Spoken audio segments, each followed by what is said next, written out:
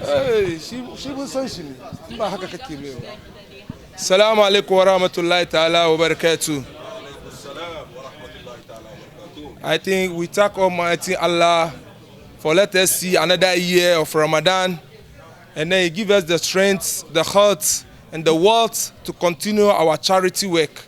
We thank Him very much. We say Alhamdulillah, Alhamdulillah, Alhamdulillah.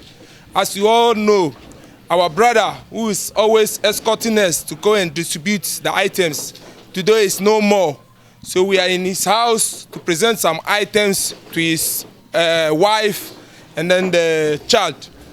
We are in this house, is the house of the chief of Adangbe Muslim community.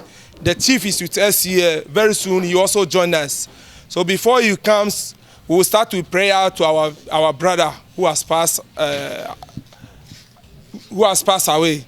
Our brother, may he rest in peace. Sallu ala Nabi Kareem.